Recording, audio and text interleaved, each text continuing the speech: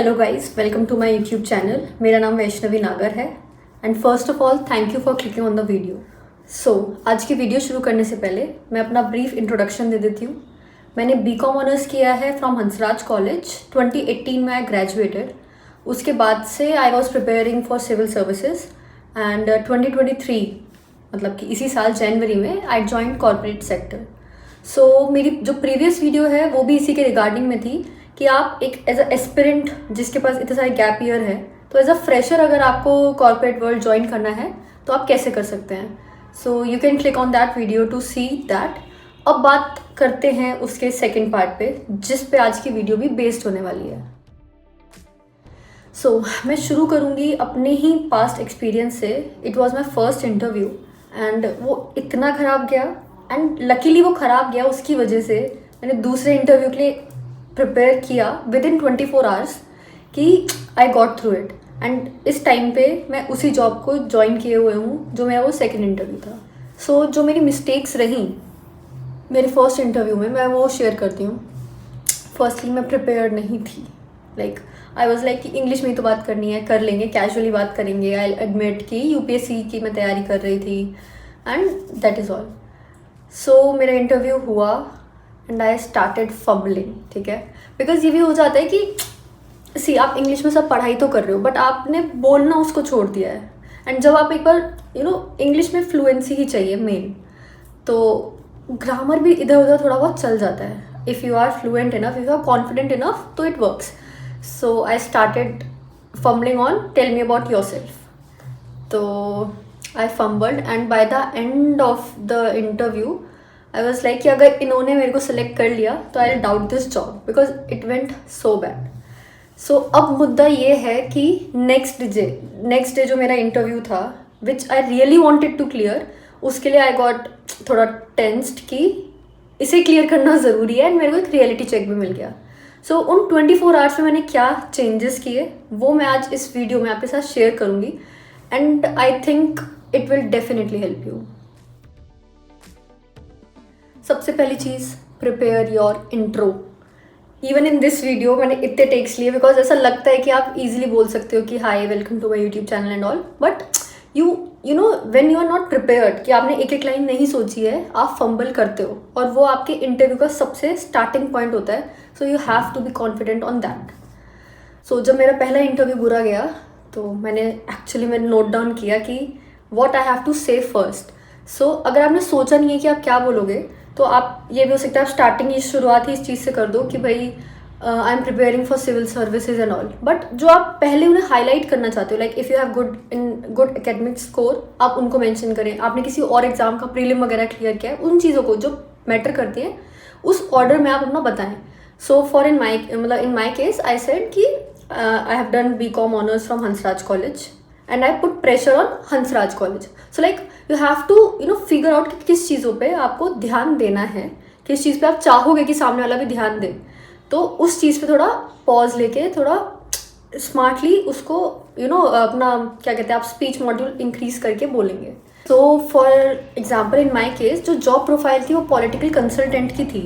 I had to modify it accordingly. तो मैंने उनको बताया कि इन इंग्लिश ऑफ कोर्स कि जो मेरा कॉलेज था उस टाइम पे I was involve in college student union and उस टाइम से मेरा इंटरेस्ट था इस फील्ड में। But I frankly said this to them कि मुझे पता ही नहीं था कि this sort of field exists. अगर मेरे को पता होता तो I would have joined it earlier.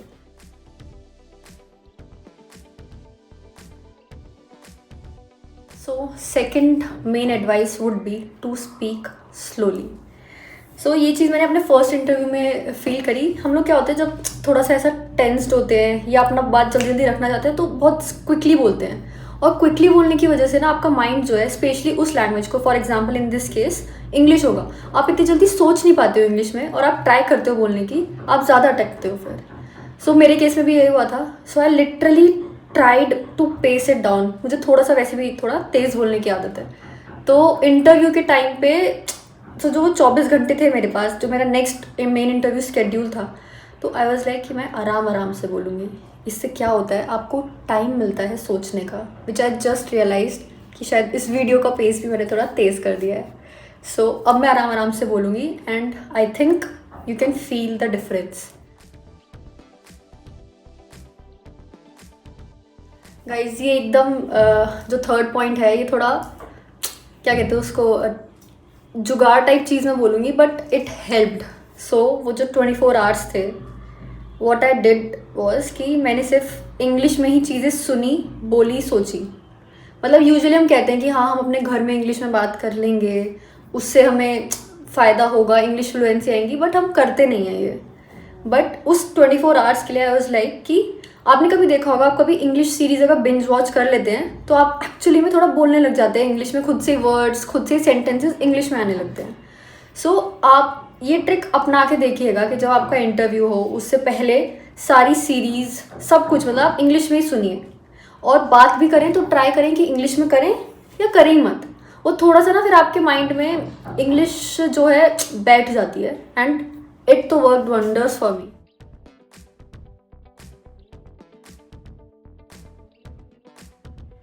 Fourth point मेरी आई थिंक स्पेसिफिकली जो ऑडियंस है एस्पिरेंट्स वाली, उनके लिए सबसे ज़्यादा यूज़फुल है. सो हम लोग क्या है ना कि खुद से ही अपनी कमियों को लेके कॉन्शियस हो जाते हैं, जबकि शायद वो कमी भी नहीं होती है. सो आपको ना इतना कॉन्शियस पहले से नहीं होना है. फॉर एग्जांपल आपको पहले से ही ज़्यादा क्लैरिफाई नहीं करना है, हर चीज़ पे बताना नहीं है कि like you are in need और something. You should have been like कि मतलब उस चीज़ को ओन करें कि मुझे लगा था कि I would be a great public servant, so I prepared for that, but now I am looking for other avenues and it's okay. So जब आप ये चीज़ खुद से एक्सेप्ट करेंगे तो वो आपकी बातों में भी छलकेगा. अगर आप पहले से ऐसे हो जाएंगे कि अरे ये पूछेगा, actually I gave 4-5 interviews, literally एक ने भी ये नहीं कहा कि आप कोई और चीज़ क्यों ढूंढ रहे हैं. फिर किसी ने ये भी नहीं पूछा कि आपने क्लियर भी किया था कि नहीं किया था. मे बी आपके केस में करें, मैं ये नहीं कह रही हूँ कि नहीं करते, but you have to be like very chill about it कि सब लोग तैयारी करते हैं यार एग्जाम्स की, नहीं निकलते तो दूसरे ऑप्शंस ढूंढते हैं एंड इट्स कम्प्लीटली ओके.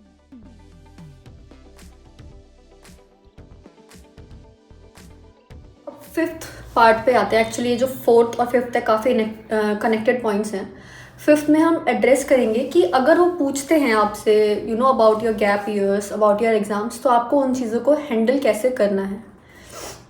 इसमें भी 2 चीज़ें guys. So like in my previous video I said कि अगर आप गवर्नेंस टाइप जॉब प्रोफाइल्स के लिए अप्लाई करेंगे तो उसमें ये आपके लिए एक एज है. In a way it's an edge for you, because आप ऑलरेडी जनरल नॉलेज आपकी इतनी बेटर है, या आप गवर्नमेंट सेक्टर से इतना लिंक्ड तैयारी कर रहे थे कि आप उसके लिए बोल सकते हैं, रीजंस दे सकते हैं कि ये भी बिकॉज ऑन सिमिलर लाइन्स है, इसलिए you are applying.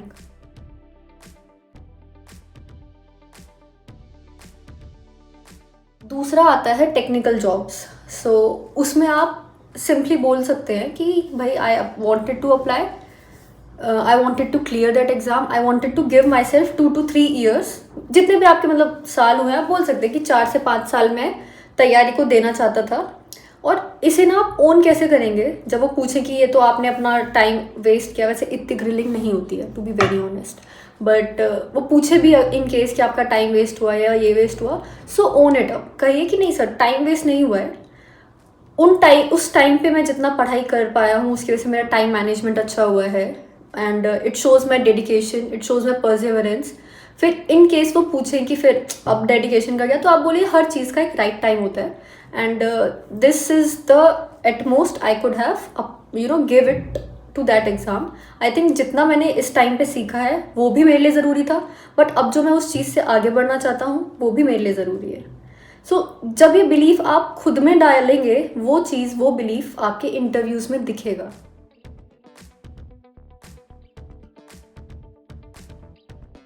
So guys यहाँ तक तो बात हो गई उन पॉइंट्स की जो मैंने अपने पहले इंटरव्यू से दूसरे इंटरव्यू में सीख ली. ये बेसिक चीज़ें थी. But if you are very new to this interview thing, so to make you guys comfortable कि एक इंटरव्यू जाता कैसे है, मैं उसके पॉइंट्स बता देती हूँ. So first of all introduction. 90% of the cases में they start with your introduction, तो आपको वो अच्छे से प्रिपेयर करना है. उसके बाद जो आपकी आगे का इंटरव्यू है तो वो उसी फ्लो में जाता है. मे बी उन्होंने आपके इंट्रोडक्शन में कोई चीज़ हो जिसको वो पॉइंट आउट कर लेंगे और पूछेंगे उसके बारे में कि अच्छा ये जो था तो इसमें आपने क्या किया था, एंड सो. दूसरी चीज़ है कि आपकी CV, वो आपकी CV से रिलेटेड क्वेश्चंस पूछेंगे. And it's better for you कि आप सीवी पे बहुत टाइम लगाएं, उसको एकदम जिन जिन चीज़ों को आपने उस पेज पे, उस वन पीस ऑफ पेपर पे लिखा हुआ है, उसके बारे में जो भी वो क्वेश्चन पूछ सकते हैं आप उसको लेके रेडी रहें। This was one. उसके बाद जब वो आपके सीवी से रिलेटेड पूछ लेते हैं, फिर वो आते हैं जॉब रिलेटेड क्वेश्चंस पे। एंड यूजुअली फ्रेशर्स के केस में जॉब रिलेटेड क्वेश्चन ज़्यादा नहीं होते हैं, बिकॉज अगर आपके पास वर्क एक्सपीरियंस है तो वो आपकी जॉब प्रोफाइल से रिलेटेड क्वेश्चन पूछेंगे, आप इस जॉब में क्या ला सकते हैं वो पूछेंगे। बट अगर आप एक फ्रेशर की प्रोफाइल है, तो वो ये देखना ज़्यादा पसंद करेंगे, या वो ये ज़्यादा देखते हैं कि मतलब इसको अगर काम बताएं तो ये सीख लेगा ना, ये कर लेगा ना। सो उन्हें आपकी overall personality, overall past experience में ज़्यादा इंटरेस्ट रहता है। ऑब्वियसली वो टेक्निकल आपसे ज़्यादा सवाल पूछ भी नहीं सकते।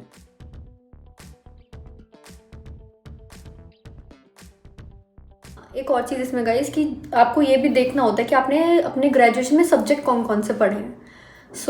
कई सब्जेक्ट्स होते हैं जो हमने पढ़े होते हैं, जो हम भूल गए होते हैं कि हमने पढ़े भी हैं। When I applied for business analyst role, मैं अपने सब्जेक्ट्स को एक बार देख चुकी थी, तो उसमें कंप्यूटर एप्लीकेशन का भी सब्जेक्ट था जिसमें मैंने एक्सेल अच्छे से पढ़ी थी। देखिए अब क्या होता है कि आप एक दो दिन में तो नहीं सीख पाते इतनी जल्दी। आप सोचे कि वो आपसे एक्सेल रिलेटेड क्वेश्चन पूछेंगे, ये मैं प्रैक्टिकल जो या टेक्निकल जॉब्स के जो अप्लाई कर रहे हैं उनके रेफरेंस से बात कर रही हूँ। उन्होंने पूछा कि अच्छा आप ये कर लेंगे क्या, तो मैंने क्या किया था, एक दो दिन थोड़ा ओवरऑल वीडियोज होती हैं एक्सेल की वो देख ली थी कि अच्छा ये सब क्या होता है, आपके फॉर्मूलाज होते हैं मेन।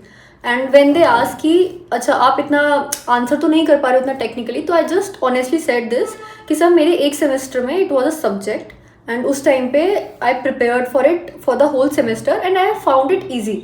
अगर मैं इसको अभी टाइम दूंगी तो आई नो कि मैं इसको भी क्विकली लर्न कर लूँगी। इट्स जस्ट दैट कि since because of the gap years मैं अभी उतना उस चीज़ में टच में नहीं थी, but I found it interesting back then, और मैं अभी भी उसको सीख सकती हूँ। मेन फंडा यही है कि सीवी अच्छे से बनानी है, कॉन्फिडेंटली रहना है, एंड आराम आराम से बोलना है। लास्ट के 24 आवर्स मतलब इवन बेटर, अगर आप ये चीज़ एक हफ्ते करेंगे तो it will be very beneficial कि इंग्लिश सुननी है, इंग्लिश बोलनी है, तो थोड़ी फ्लुएंसी आ जाती है। एंड ओवरऑल आपके हाथ में होना चाहिए कि आपका इंटरव्यू किस डायरेक्शन में जा रहा है, और वो तब जाएगा जब you will have a self belief कि गैप ईयर से आपको बिल्कुल भी घबराना नहीं है। ये कोई बड़ी बात नहीं है। इंडिया में कितने सारे बच्चे ऐसे हैं जिनके गैप ईयर्स रहे हैं because they have prepared for such exams. इस चीज़ को ओन अप करें। That is it for today guys, and hope you like the video पसंद आई है सो प्लीज़ सब्सक्राइब करें, लाइक करें, कमेंट करें कि आप अगली वीडियोस में क्या देखना चाहेंगे। I am planning to make videos related to CV, and कि मतलब सीवी आपकी कैसे दिखनी चाहिए, and my past experience of UPSC preparation phase कि मैंने ईयर बाय ईयर क्या सीखा and what I could have done better. That is it for today, and अपने उन दोस्तों के साथ ज़रूर शेयर करें जो सेम चीज़ फेस कर रहे हैं, जो एक पॉइंट ऑफ टाइम पे मैंने भी की थी, जो हर एक गैप ईयर स्टूडेंट करता है। Thank you. ये एक और टेम्पलेट था विच आई ट्राइड, तो ये भी मैंने सीवी बनाई थी, प्रोबेबली कहीं पे अप्लाई भी किया होगा इस सीवी से। इसमें मैंने ईमेल आईडी, फ़ोन नंबर के साथ साथ में लोकेशन भी अपनी मेंशन की हुई है, and LinkedIn ID. Then what I wrote in this is